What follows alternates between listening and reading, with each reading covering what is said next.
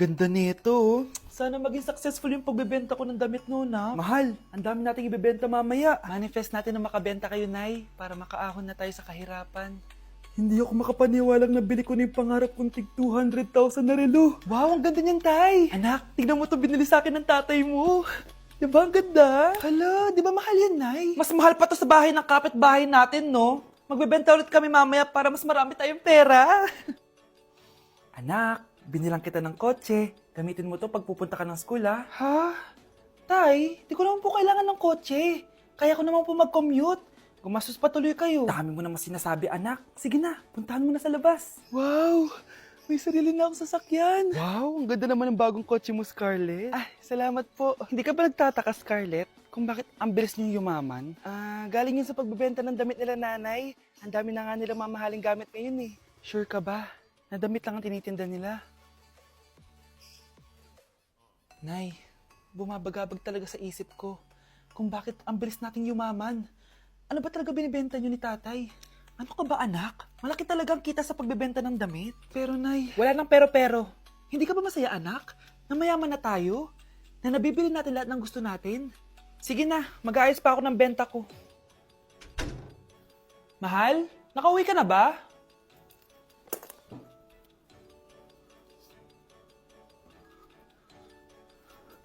Ano ba talagang laman neto? Nagbebenta sila ng laman loob ng tao. Wow, sobrang ganda, mahal. Buti naman nagustuhan mo, mahal. Nga pala, kinuha ko na yung laman loob ng kapitbahay natin. Si Rosa? Malaki pera na naman to. Mahal, hindi dapat malaman ni Scarlett to, ha? Ano yun? Nasaan yung ledger? Nandito lang yung kanina. Ba't mo winala yung ledger, mahal? Nandun lahat ng mga sikreto natin. Sinong tao dyan? Hey Susan, someone's calling. Hello anak, kamusta na kayo dyan? Padala ka ng 10,000 ha, dahil wala na kaming baon ng mga kapatid ko. Anak, pasensya ka na, di mo na ako makakapagpadala ngayon. Di ba pumunta ka dyan para sa amin? Wala ka naman palang kwenta eh. Sige anak, gagawin ko ng paraan ha. Di na muna siguro ako bibili ng gamot para may maipadala ako. Ako? Wala na ako nanay, di ba? Sino yung tumatawag, te? Di ba nasa ibang bansa yung nanay niya? Ano naman gusto mo? Hello, anak.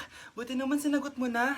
Nagpadala pala ako sa inyo ng mga kapatid mo. Baon niyo yun tapos pampagawa na rin ng bahay. Okay. Ikaw na bahala dun, ha? I love you. So, ayun na nga. Hello, Mars? Mars, alam mo ba, yung anak mo, lasing umuwi kagabi.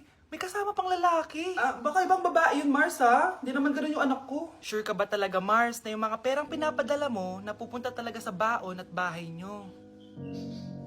O ano? Nakapagpadala ka na ba ng pera? Oo, anak. Nagpadala na ako kanina. Dagdagan mo, ha? Marami kaming bayarin ngayon. Anak, matanong ko lang, saan mo ginagastos yung mga pinapadala ko? Babe, ano ba? Oh, babe, shot ka pa. Ano to, Scarlett, ha? Dito na ba napupunta yung mga pinapadala ko sa'yo, ha? Mga alak at vape na yan? Ba't umuwi ka pa? Nagpakahirap ako sa ibang bansa para sa inyo ng mga kapatid mo. Simula nung iniwan mo kami, wala na kaming nanay. Sa tingin mo ginusto ko to, ha? Wala akong choice, Scarlett. Ginawa ko to para sa inyo ng kapatid mo. Sa tingin mo ba ginusto namin na umalis ka? Nasanay kami na wala ka. Kaya okay kami kahit mawala ka. Nay! Una na kami, Scarlett, ha? Salamat po sa pagpunta. Oh, Scarlett, pinapabigay yan ng nanay mo bago siya mamatay. Ang laki nito, tita. Inipon ng nanay mo yan para sa inyo ng mga kapatid mo. Sana gamitin mo ng maayos. Kahit wala ka na, hindi mo pa rin kami pinapabayaan. Salamat, Nay. Sana yan ang makakapagpabago sa'yo, anak. Balang araw, babalikan din kita. Nay, punta tayo sa mall. Wag muna ngayon, anak, ha? Madami kailangan na tapusin na trabaho si nanay. Sige po, Nay.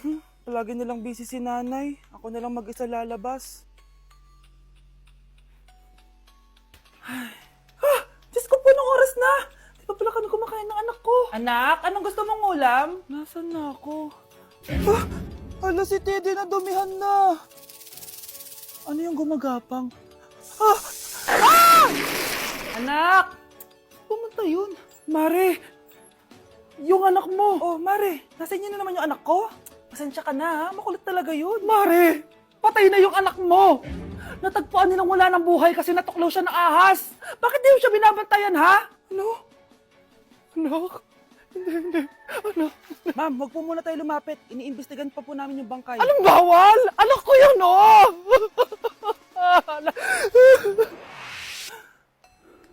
Nay, punta tayo sa mall. Anak, buhay ka. Sige anak, labas tayo. Punta tayo ng mall. Yay! Pumunta kami ng mall. Oh anak, nag-enjoy ka ba sa mall? Opo, Nay. Nag-enjoy talaga ako. Kaso, nagugutom na ako, Nay. Kumain ka na, anak. May tira pang pagkain dyan sa lamesa. May aasikasuhin na ako trabaho, ha? Ah, sige po, Nay. Ang sarap! Salamat naman at nabuhay ang anak ko. Anak, tapos ka na ba Anak! Anak! Anak! Ayoko mawala ka ulit sa akin! Nay, punta tayo sa mall. Bumalik na naman ako. May sumpa ata tong kwintas na to. Kailangan kitang itapon para tumigil na tong sumpa na to.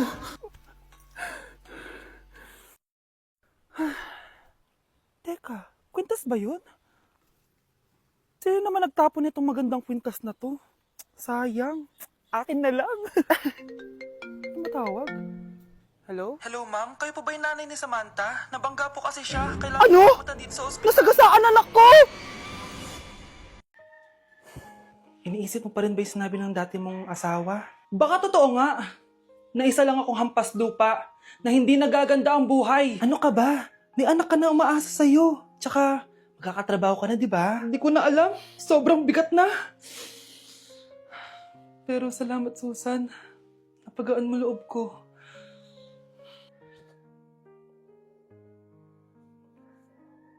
Hello, ma'am. Thank you for calling. How can I help you? Baby, huwag ka muna umiyak, please. Sorry, ma'am. Ako muna bahala kay Scarlett, ha? Mag-focus ka lang dyan. Thank you, Susan. Yes, ma'am. I will help you. Scarlett, pagtanda mo, magiging proud sa'yo ang tatay mo. Tay, papasok na ako ng school, ha? Grabe na talaga, anak ko. Dalaga na talaga. Proud ako sa'yo, anak. Mas proud ako sa'yo, Tay. Kasi kahit sobrang hirap ng buhay natin dati, nakaya mo. O, tignan mo, manager ka na ngayon. Lahat ng ginagawa ko, anak, para sa'yo lahat to. Naku, ang sweet naman na magtatay. Sana, ikaw na lang naging nanay ko, Tita Susan. Ha? Ano ka ba, Scarlett? Oh, sige na, malilate na pala ako. Bye tayo, bye, Tita. Hi, first day of school. Sana maging masaya tong chapter ng buhay ko. Kailangan may picture ako. Hoy, cellphone ko! Akala mo ba makakatakas ka? Balik mo yan. Miss, cellphone mo ba to? Cellphone ko. At doon nagsimula ang kwento naming dalawa. Sa susunod kasi, mag-ingat ka.